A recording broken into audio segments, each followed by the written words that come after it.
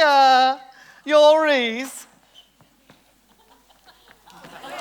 I said, hiya, are you all Reese? You're Ice. You're here to be educated, aren't you? I don't know what I'm going to teach you. I got some funny looks going for a pasty just before. I know what some of you are thinking. This is a lot. You know, the dress, the heels, the makeup, the wig, the lashes.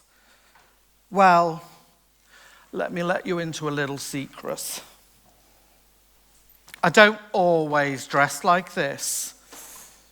And I don't actually speak like this. I actually speak like this. And my name is Jamie Honeybourne. But the weird thing is, the more I have dressed like this, the more I've remembered who I truly am. I used to think all of this was a mask. But it turns out I was wearing a mask long before I was doing any of this. And I've got a feeling I'm not the only one in this room who's ever done a bit of pretending to be someone else. I don't mean like this. I mean in other little ways. You know, changing the way you speak depending on who's in the room. Holding back an opinion in case it lands you in the spotlight. Laughing at something that you didn't find funny. And not because you're fake, but because it's safe. You're smart. You've learnt somewhere along the way that it was safer to fit in than it is to stand out. So, if you've ever done that, if you've ever edited who you are to make the world feel a little bit safer, then maybe the next few minutes are going to feel strangely familiar. But also maybe a little bit liberating too. Because sometimes all it takes is a great big fairy in a wig to remind you who you truly are. I learned quite early on that being myself wasn't always going to be safe. High school taught me that really quickly. I don't think I need to tell you what bullying feels like, but here's what it did to me. I was a happy, confident, playful little boy. I loved make-believe. I loved being silly. I was always the first to put my hand up for the school play. And then I went to high school. And suddenly being different made me stand out for all the wrong reasons. It wasn't physical bullying, but it still really hurt. It was being laughed at for just walking past you in the corridor. It was constant comments about my voice. You've got a dead gay voice. Your voice sounds like a girl. When's your voice going to finally break? I was being bullied about something that I was only just starting to realize about myself, that I might be gay. Puff, queer, bender. When that happens, every single day you learn something. You learn that it's safer to be less of who you are. You learn that maybe you need to just fit in, change who you are.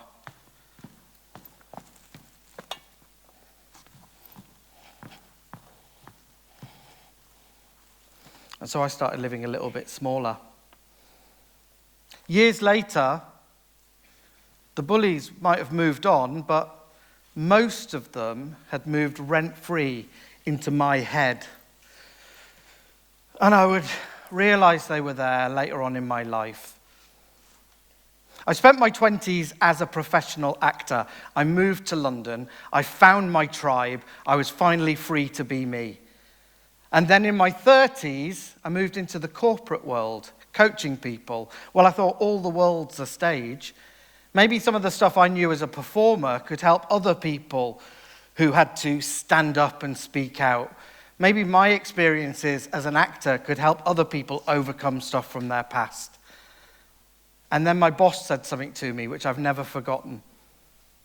Jamie, You're a bit too playful, too silly. And we might need to work on your voice. It's a bit high-pitched. You might want to lower it if you want to be taken seriously. And just like that, the bullies in my head had permission to be loud again. I started watching people that I thought were successful, trying to be like them, to sound like them, to move like them, to be right. And I stopped being Technicolor, and I turned into black and white version of myself. I was like Dorothy, walking the wrong way down the yellow brick road. I'd wandered out of Oz and found myself back in Kansas. I was just another pale, stale male in a world already overpopulated by them. But hey, at least I fitted in, right? The little voice in my head was telling me that I did. And here's the thing. That little voice doesn't come from nowhere. We all have one. And if you're sat there thinking, I don't have a voice in my head, that's the voice. It's there. It's always there. You know it. It's the voice that gets really loud when you're about to do something important. You're going to mess this up. You're going to forget your lines.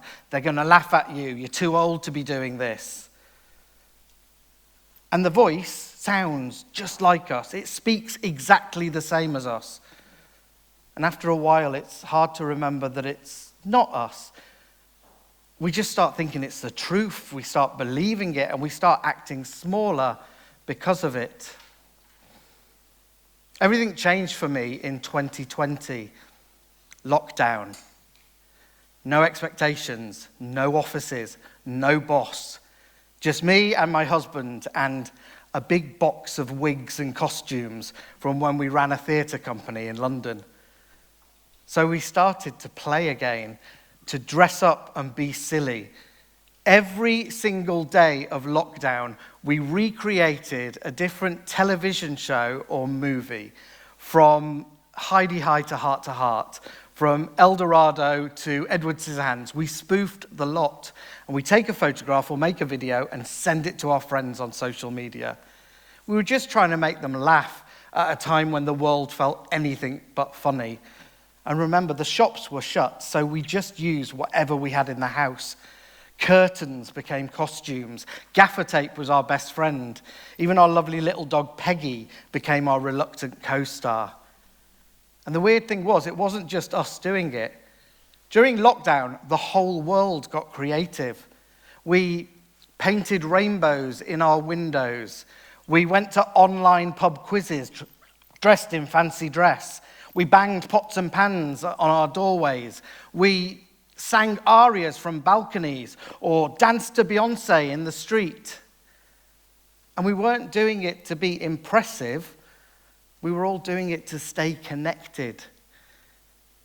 And in our little house in Scarborough, we were recreating silly recreations of old telly shows.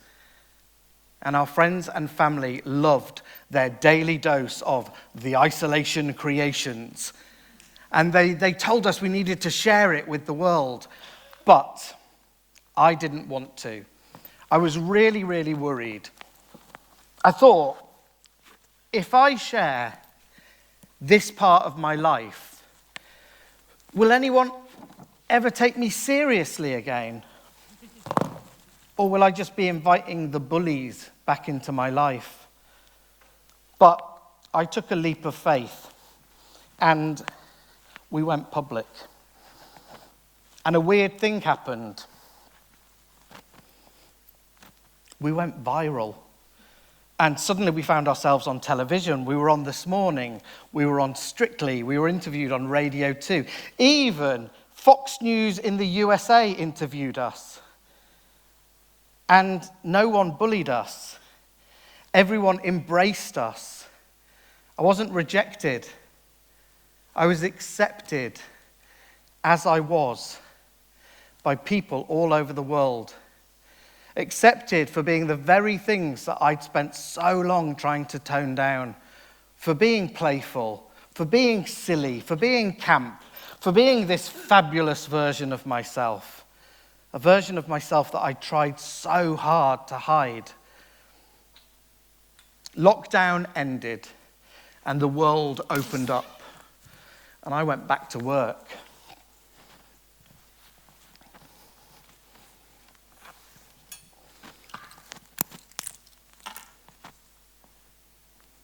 But this time it was different. I had 2 jobs. I was a corporate coach by day, and I was a comedy drag queen by night. You could say that I had a day job and a gay job. But I wasn't hiding them anymore.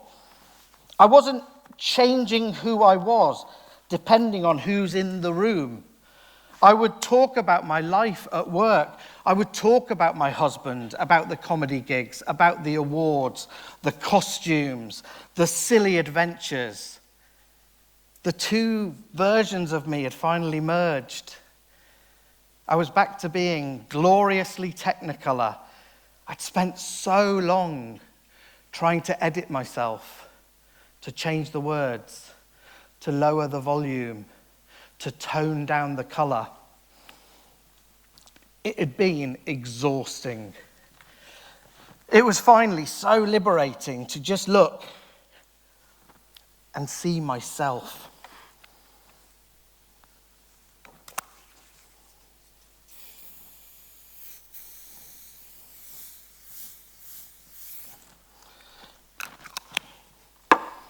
I've learnt something. That little voice, it's never going to go away. It's there now. It's talking to me. It's telling me you're taking off your makeup too long. But what I've realised is that little voice isn't who I am now. It's not me. It's not Jamie Honeybourne today.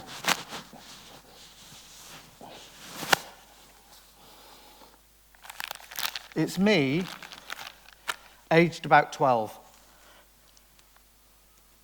A little bit scared, a little bit tearful, a little bit angry, just trying to work the world out. And I don't argue with it anymore. You're taking too long. No, I'm not. Yes, you are. No, I'm not. I don't do that. And I don't try and silence it. I just notice that it's there. And I put my arm around his shoulder and I say to him, "You're all right now. We're all right now. We've got this." And then I do something which changed everything for me. Instead of focusing on myself, I start focusing on my audience. I shine my light on them. And yeah, right now, it might look like I'm on a TEDx stage and the spotlight is on me. But my spotlight is on all of you. And instead of thinking, how am I doing? I'm thinking, how are you doing? How are you doing? How can I help?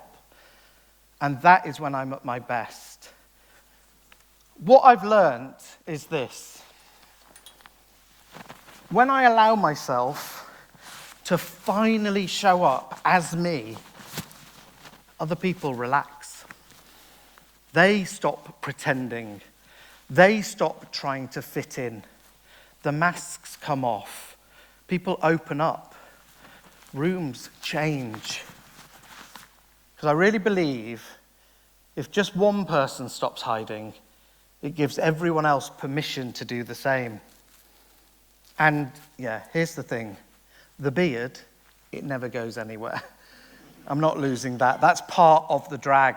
For me, drag isn't about becoming someone else. Drag is about finally allowing all of me to show up. You know, there's something about glitter. Once it's there, it never fully disappears.